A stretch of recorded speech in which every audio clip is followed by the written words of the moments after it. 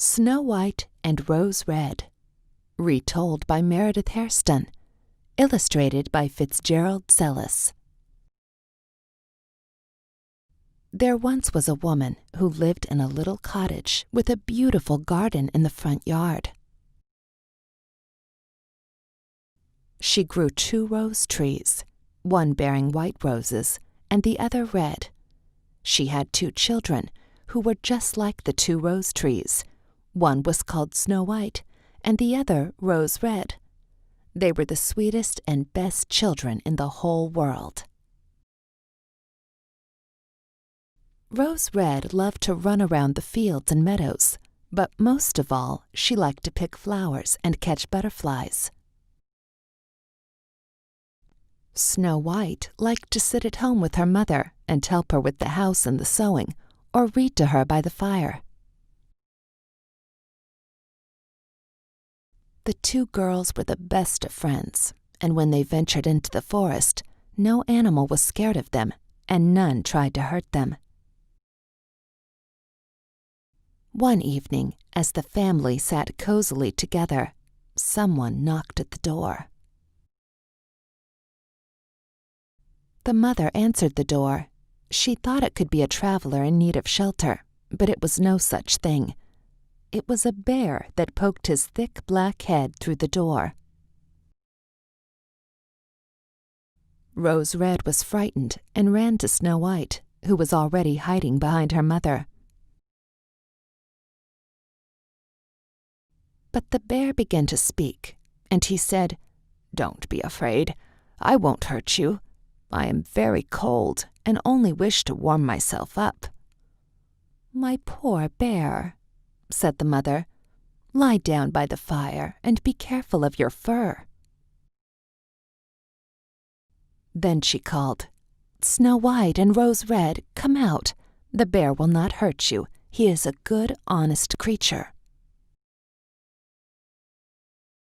The bear let the children help him clean his fur of the snow and dirt, and they soon grew to like him. When it was time for bed, the mother told the bear he was welcome there any time he needed a place to stay. The girls grew to love him, and they looked forward to their nights of fun and games by the fire. So, the bear returned every night until the springtime came.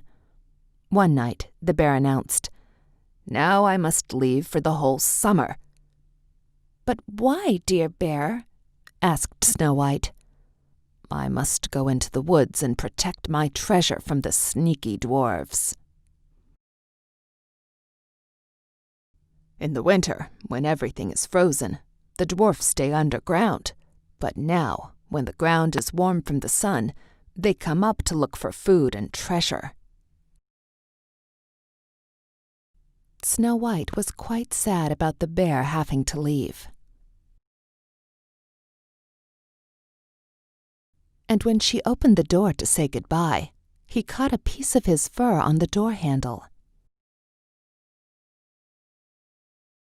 Snow White thought for sure that underneath his fur was a suit of glittering gold. But before she could say anything, the bear was gone off into the woods. A few days after the bear had left, the mother sent the girls into the woods to collect some branches for their fire. They came to a large tree and saw something jumping up and down, but they weren't sure what it was until they came up close. When they were nearer to the trunk of the tree, they could see a small man springing up and down with his long beard caught in the tree's trunk. "Well, what are you standing there for? Aren't you going to help me?" said the little man. "This old tree sprang out on me as I was trying to collect chips for my dwarf friend's fire, and now my beard is caught. Which one of you silly girls is going to get me out of here?" Snow White and Rose Red looked at each other, and then to the little man. They both had a feeling that he could be one of the dwarfs the bear warned them about, but they offered to help him anyway. The girls pulled and pulled, but could not set him free. The little man screamed, "I am only a small dwarf. How come neither of you can set me free?" "Don't be so impatient," said Snow White. And she pulled out a pair of scissors from her pocket. She quickly snipped the dwarf's beard, and he was free from the tree. "Oh, you awful girls! You cut my beard!"